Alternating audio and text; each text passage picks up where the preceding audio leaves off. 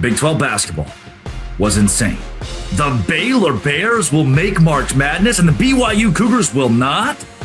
Well, actually, they will. And also, I think they can still go on a run. Here's why. This is the Locked On Big 12, Locked On Baylor crossover.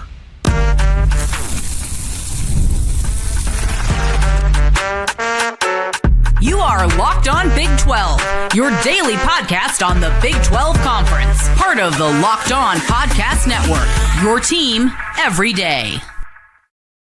And happy sports, everybody. Welcome to a Locked On Big 12, Locked On Baylor crossover. I'm Drake Toll from America's #1 Big 12 podcast, Locked On Big 12. There's Cameron Stewart of Locked On Baylor, here to talk nominally about the Baylor Bears as we break down the entire Big 12 today. We'll start with the bubble teams who went 4-0 this week. BYU and Utah got an all-time social media snafu. Reporters from both teams got into a pretty big argument. And then TCU wins the Big 12 championship in women's basketball. That's right. We talk about women's basketball. We support women's sports here. Gold medalists at the Olympics.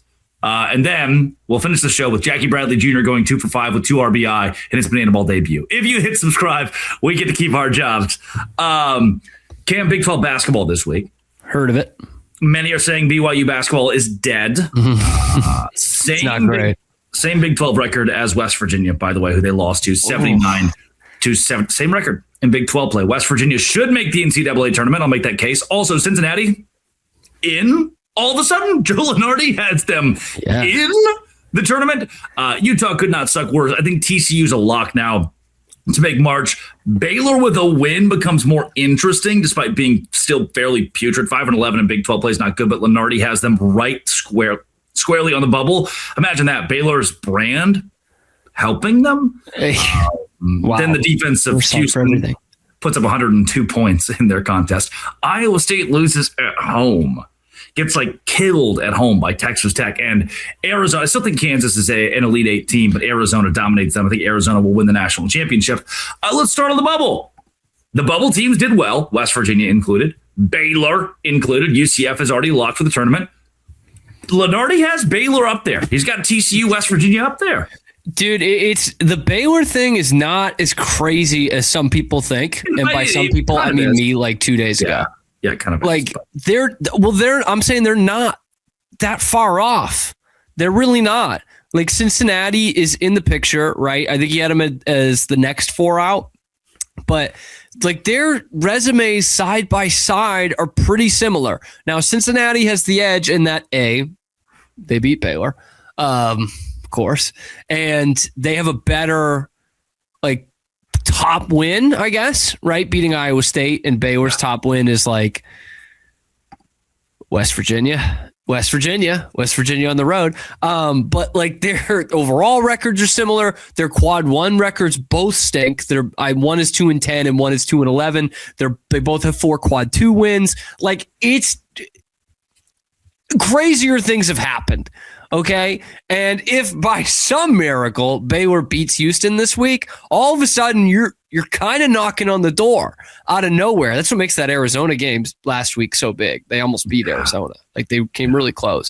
But this was the bubble weekend, dude. This was the bubble weekend. And it's kind of wild to say, and not that they don't deserve it, but UCF, doesn't really matter if they lost to Baylor. They are a tournament team. They are firmly a tournament team right now. And TCU is firmly a tournament team right now. West Virginia, man, hold your breath, Mountaineers, because they were a tournament team last year that just didn't make the tournament. So, and then lost their coach and their entire roster.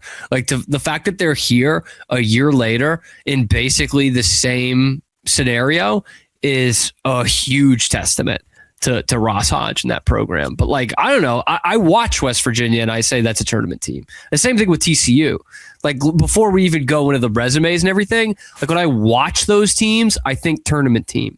When I watch Baylor, when I watch Cincinnati, I don't get the same feeling.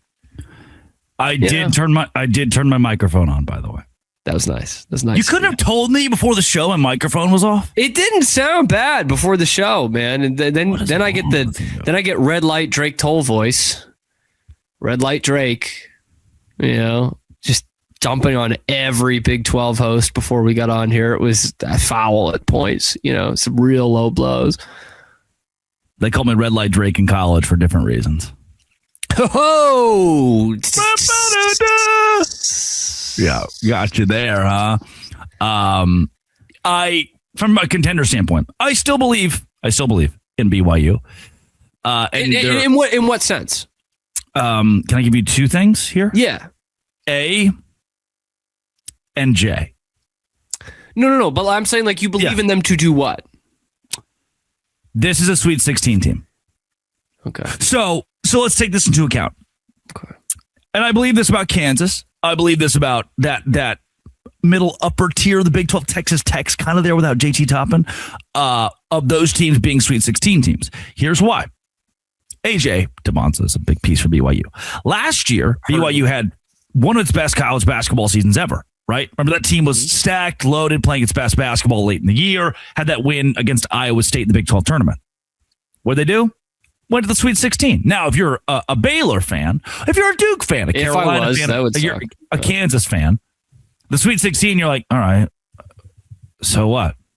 That's what we do. That's Wait. Were you including Baylor in that? I don't know why I included Baylor. Did you stop and start a new sentence? I don't know why I included Baylor in that. I would cut off limbs for another Sweet 16. I think the one time Baylor's made the Sweet 16 the last 9 years, they did win the national championship. Yes. Yeah. Other than that, they have not had a ton of tournament success. Other than that, they picked the tournaments one weekend. I believe the BYU. That was fun. We split it.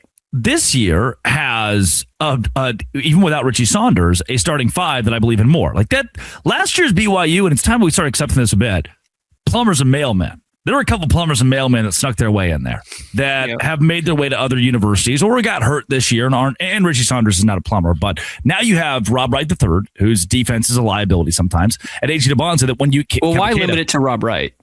They're giving up 85 a game, dude. That's where I think But when you get into March, man, and you have that first round game against Winthrop and the second round game against NC State or one of those ACC schools, it all starts to make more sense. Also, the Big East is so down this year. Their draw... Yeah, they're only going to get 3 teams. I'm cool with that, man. I'm cool with the draw the Big 12 is going to get because the conference's strength is so underrated this year that, hey, yeah, I get it. BYU fans are frustrated. Kansas fans might be frustrated. Baylor fans are frustrated. The second that you face the second you face Ohio State, right, or if we drag out of the 7th spot of the Big 10, all is going to make sense again because the Big 12 conference. You have 20 seconds to respond. Go. Well, I'll just say this. What if BYU's a 5 seed? And they're not. BYU is a 6-7 seed. That's better. Yeah, 5 you'll lose in the first round. That's where 5 versus 12. Right. I'm saying that BYU is a 7 seed. I have more confidence for them against Miami of Ohio. Seed? Miami of Ohio. In the in the second round? Something like that. Am I doing that right? You want to be a 5. I think BYU's got good enough top 10 or top end talent still to get to the Sweet 16. Hey, it's just this it's inconsistent, man. I can't. Yeah, you're preparing yourself for AJ DeBonza to play for 40 minutes. Also, Iowa State. Oof, and taking 20 shots. Reset button. Taking 20 shots is. I wouldn't want to do that. Red Light Drake. I wouldn't want to do that. Coming up, BYU and Utah on a major tiff. Locked on Big 12. Locked on Baylor. Hey. Cam's still here? Today's show is brought to you by FanDuel. FanDuel is exactly where I go, dog. FanDuel is the big spot that I go every single day as it pertains to the NBA. Why? Well, that is because I am a big proponent of FanDuel, number one. And number two, because what FanDuel is doing right now, they're giving you the opportunity to win big. College basketball, NBA, nonstop. And FanDuel is now giving you a way to turn that energy into an even bigger potential with a parlay profit boost in college basketball. Hey, you can apply a profit boost, instantly bump up potential payout to mix spreads, totals, player props, and more at FanDuel.com to get started. That is FanDuel.com to get started today, FanDuel.com. And download that FanDuel app to get started. Play your game with a profit boost thanks to our friends at FanDuel. Today's show is also brought to you by... Indeed. Indeed sponsored jobs is the reason that I'm still alive today. Workplace chaos, deadlines stacking up. The last thing you're thinking about is hiring. But in the minute that I've been talking to you, companies like yours made 27 hires on Indeed, according to Indeed data worldwide. Indeed sponsored jobs is the place to make your hire. It's why I hire all my interns at Locked On Big 12 at Indeed sponsored jobs. Hey, listeners of this show, $75 sponsored job credit to help bring your job premium status it deserves. Indeed.com/podcast. Indeed.com/podcast right now. Indeed.com/podcast. Terms and conditions apply. Need to hire? This is a job for Indeed sponsored jobs with Indeed. Cameron Stewart of Locked On Baylor. Where can folks who listen to your show every day find your show every day ad free? Oh, dude, I'm glad you asked, because there is this unreal club. I'm not used to cool kids clubs. This is the first time I've ever been in one. It's called the Everydayer Club. You ever heard of it? I have. And That's your where you link, get the shows ad free. Your link to the Everydayer Club? It is the thing at the thing. It's in the description, which is what I always say first before telling you that it's lockedonbaylor.supercast.com. Or lockedonbig12.supercast.com. Or that. For sure. Cam, drama afoot in the Dose Grande between BYU and Utah.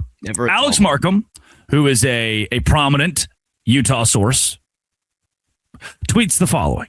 That $20 million BYU basketball roster sure has crumbled. Get it? Because the cookie. That's pretty good. That's pretty good. I got to give him credit there. See what he did there. So, $20 million, by the way, that got 1.9 thousand likes. You would give a lot for 1.9 thousand likes on a tweet. Dude, how about 1.9 thousand views on a YouTube video? I'd love that too. That statement is crazy. $20 million. Spencer Linton, friend of the program, responds to that and says, "You say it like you know the financial number, when in reality you have zero clue. I know the number." And Spencer, by the way, works for BYU TV. He knows the number. But you will never know the actual number. And it's not even close to what you say it is. Why do you insist on spreading false information? Is rage bait really your platform? It's going down on the Big 12 Twitter. Yes, Sam. Can we get Jayhawk Lasso's full response here? Jayhawk Lasso says, Spencer cooked this man. Gotcha. Yep. Spencer cooked this man. Pretty good from leave that on screen for a second. So Alex Markham, Utah reporter, says $20 million. Spencer Linton says, hey, I work there, and no, that's not it. Markham responds, thanks for engaging, Spencer. Everyone, including other Big 12 administrators, knows BYU is going far beyond the cap with players. And might I say, NIL is not capped. Revenue sharing is capped. I think Alex knows that's not what he's going for here, but he's going far beyond the cap. I mean, props to them for being able to, but it's amusing with how the basketball team is doing. Here comes Spencer. He says, okay, so your whole platform is to try and rage bait people. Yeah, that's a ridiculous platform, by the way. That anyone who runs a platform like that. You don't care about the truth. Your currency is clicks. Well, at least you answered my question. I thought you were better than that, man. Disappointing. Boom! Oh, Spencer, sheesh, man. The extra disappointing, man. This reminds me. This is like when JT Westercell comes on literally any one of our shows. This is what the comments look like. The comments usually say your whole platform is to try and rage bait people. So Markham posts the $20 million. Spencer Linton, who works for BYU, says not $20 million. And then Alex says, well, you know the BYU is breaking the rules. Spencer claps back. And then finally, Alex says, okay, I'm gonna try to end. You get our last one to butt in here. Alex says, nah, man, I just have a little harmless fun. You should try and have some harmless fun. I've actually said some pretty complimentary things about BYU, and that's what this is like saying. By the way, wrong complimentary. I think. I'm gonna go somewhere crazy. I've actually said some pretty complimentary things about BYU. That's what cracks me up every time I'm blunt about something, and you BYU fans lose it at me. Enjoy your Sunday, my dude. This is like saying, I'm not racist. I have black friends. You make a really big statement where you're like, oh yeah, BYU is $20 million. You're rage baiting. And look, yeah, most of Twitter is rage bait, by the way. So I'm far be it for me to be mean to the rage baiter. But hitting him with a, hey, and by the way, I say nice things about BYU too. I've said nice things about BYU in the past. I'm not racist. I'm not rage baiting. I have black friends. My college roommate is Vietnamese. Well, half, but that's the equivalent here. We've got beef on the timeline. We have got some serious beef there. That is real beef. So you don't think it's 20 million? I was entertained, and that's what the conversation should go. Okay. What is it? What is it actually at BYU? Let's get the truth. No, I do not. I have a lot. Yeah. And so here's why.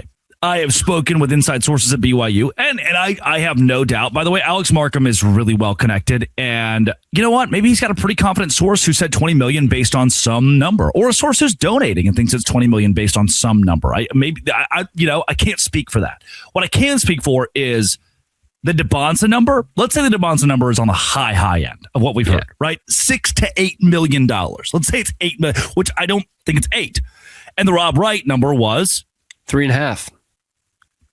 So the Richie Saunders number would be, we'll put Richie Saunders at 3.5, 2, 3. I don't think they needed to pay him as much to stay. BYU guy, he's sticking around. He got his payday in that Kentucky debacle where he almost went with Mark Pope. So we're at $12 million here, $13 million, and that's us doing the high end of the game. You're telling me that and this is me being facetious because I get it, BYU has a very good roster. You're telling me the plumbers and the mailmen outside of the big three are making up $7 or $8 million of this roster? Mm-hmm. Half the guys that are sitting around hurt are making $7-8 million. Like I get it. Bosco's good, Cato's good, Dawson Baker's good. I don't think Abdullah Ahmed needed that much money to leave the NBA ranks and forfeit the NBA All-Star opportunity to play at BYU. Also, that's sarcasm. I don't think it's 20 million. Can I give an unpopular take around college sports that does, BYU I think would fit into this. Unpopular take. Don't rage bait, please. Is like, even if BYU was giving $20 million out to their roster, like that would suck for schools like, Baylor and TCU and the smaller schools in the conference that can't pony that up. But it's like, I find it tough to be mad at that. Like, BYU and Texas Tech have seemingly endless pockets when it comes to paying these guys for football and basketball. It's like, well, yeah, that's kind of how the game is played now. That's what the NCAA has allowed. And it does kind of stink, but no more than anything else in college sports does. Like if college sports allowed for this to happen, then it's like, why wouldn't you take advantage? It's like the Dodgers in baseball, man, right? There's no salary cap there. They've found a way to buy up all these players because they do deferred payments. It's like, why isn't anybody else doing that? You know what I mean? Why aren't other teams or schools investing like that? And I know some of them can't. I cover a team that can't do that kind of money, but it's like, that's what the NCAA has put forward. That's what they have allowed. That's what, that's how they've made the game, so to speak. So even if it was that, which I agree, I don't think they're putting $20 million into that roster. Even if it was, it's like, that's what the game is now. Can I show you something? I'm going to show you something. Please. One of my favorite memes of all time. Spence posts a picture of a pizza and says, "Always flip a lucky." That's cheese pizza with one piece by the way, flipped over. Carrie Technician says, "Looks awful." To which Spence replies with, "If you died, nothing in my life would change." That's how I feel about BYU spending $20 million on its basketball roster. If you died, nothing in my life would change. Like, it's just, if they are, it doesn't affect. There's a war going on. Like, Ed Cooley. In tandem, it works with a smile might be good. Nothing to smile about in my life. Like, every time someone's like, you hear BYU's paying $20 million to roster, they're bombing people. There is genocide in some random country in Latin America. Like, yeah, man. No, man. To me, like to bring it back to a Rob Wright thing, something that I was very much worked up about.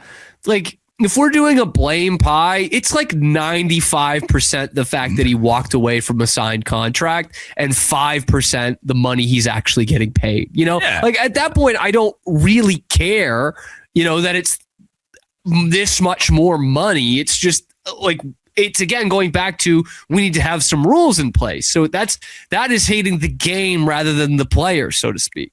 Good. Coming up, TCU women's basketball wins the regular season again to the behest of the Baylor Bears. Fire the coach? Maybe.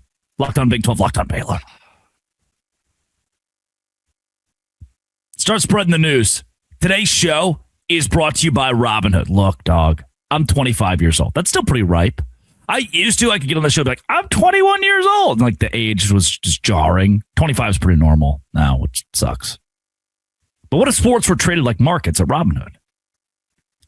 Now you can put your sports IQ to work in real time with Robinhood prediction markets. It's not you against the house. It's you participating in a live market. You can buy or sell positions live all game long. Use your sports knowledge in the moments that matter. Robinhood prediction markets change the game. The people moving the action. So when the momentum shifts, you can move with it. I always knew the game, but never knew I had a dynamic way to apply that knowledge. Now I can actually take part live in a market powered by the people. You're no longer just a spectator. Play by play. You decide. Trade every play with Robinhood, now available across the U.S. Download the Robinhood app today. Futures are cleared. Swaps trading involves significant risk and is not appropriate for everyone. Even contracts are offered by Robinhood Derivatives, LLC, a registered futures commission merchant and swap firm. Robinhood.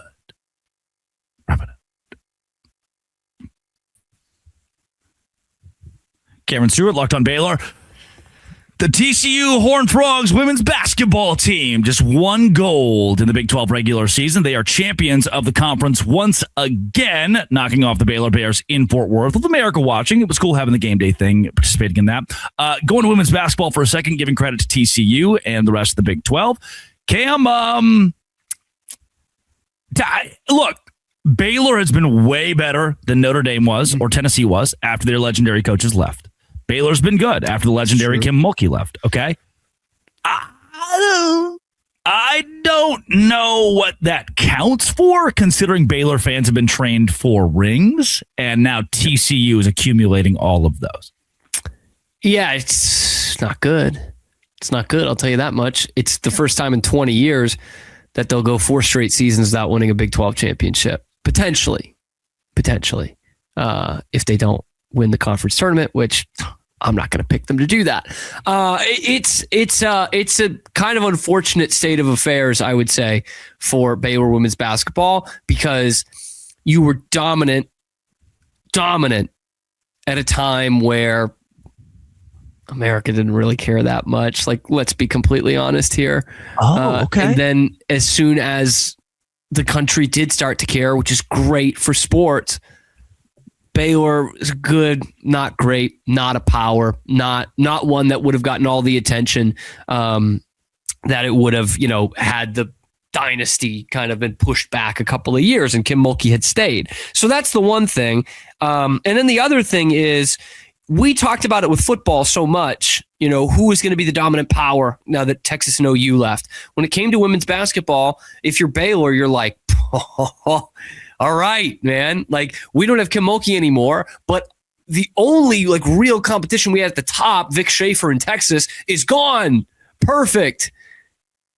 And now they can't get back to the throne. They didn't lose to TCU for 35 years. 35 years. That's a long time. And now they've lost 5 in a row. So, yeah, it kind of sucks. And now 3 of them were quasi Big 12 championship games. Last year, regular season championship on your home floor, you lost. Conference championship game, you lost. This one, TCU had already clinched a share, but you could have done one of the greatest things in sports and indeed in life. 3-way tie for the Big 12 championship. And they couldn't do that either. And they don't beat ranked teams. So, and then a second for TCU. Let's see if they can hold on to their coach, if we're being honest, because that dude, Campbell, can flat out coach. Like, they finally put something together last year with Van Lith and Sedona Prince. And then, too bad, so sad, they're both gone. And all they do is get the National Player of the Year in Olivia Miles and And Suarez there, who was a nice player for a couple of years, now looks like an All-American. Yeah. And so they just reloaded again. TCU's the best women's basketball program in this conference. Yeah. And Mark Campbell is the best coach in this conference. Yeah. Credit to TCU here. Baylor perspective. Stop saying that. Baylor perspective, he had 20 years. He had 35 years. Yeah. This is for those who are wondering how the transitive property works here. This is like, man, I don't get that women's basketball thing. I ain't even watching. I'm turning that podcast off. I ain't watching that. I ain't listening to that. I don't even care. This is the equivalent of to make it a college football thing. Okay, thank you. I'm back. Texas loses 5 straight to Texas State. And you're like, how would this have ever happened? They were an afterthought. And then, they got into the Pac-12 and tried to rebuild that conference, but they're still an afterthought. It would be like if Indiana suddenly got good at football and started beating Ohio State. Every year. 5 straight times. Yeah. And you with can't championships on the line. And you're like, oh, we can't even stop that. We can't even come close to stopping that at this point. That's but what's even crazier is I still like using the Texas example a little bit. I guess maybe not, doesn't really work that way, but Texas, it's as if TCU is doing it without competing at all at the national scale. Like at least make it worth it in March. Go to a Final Four. Yeah, at least go to a Final Four, win a national championship, make it feel better. I don't know if it'd feel better, but the sting, you're like, all right, we lost to a team that is top 4 in a loaded college basketball season. But no, you just lost to TCU, who's going to lose in the Sweet 16, Elite 8. And, we're the team that lost to them when Baylor loses in the Sweet 16, Elite 8. And the Big 12's in this weird purgatory hell. That'd be a nice run for them. Like, I think BYU should make the tournament, women's basketball. Colorado should be in there. Oklahoma State is a lock for sure. I think Utah has a plenty good game. The Big 12 has so many teams sitting above 500 in conference play, plenty above 500 in college basketball. TCU, Baylor should both host that first round. West Virginia's in that category. Texas Tech is near that category. Iowa State is in the tournament. Like the Big 12 could have close to 10 teams in there based on records this year, but you know how America hates the Big 12. They hate the Big 12 women too. I've long said that about America. And I have women friends. In fact, I think that was mentioned in the State of the Union. So you can't tell me that it was mentioned in the halftime show that you watched? Yeah. You can't tell. You can't. By the way, I have a lot of female friends. Correct. That got me in trouble in college. You cannot tell me that I'm not a fan of women's basketball. I have friends that are girls. So now what? Some of them are D1 athletes in the Big 12. Correct. Correct. That's Cameron Stewart. I have a mom. In a way, I have 2 moms. I can't believe you. Mary? Mother Mary? Of course. Yep. Of course. Was she the second there, or were you? She's the technicality second. I also have Medea. Tyler Perry? Once she gets back from jail. I thought she went to school. But or does Christmas. Whatever Ernest did, I think Medea did as well. A couple years later.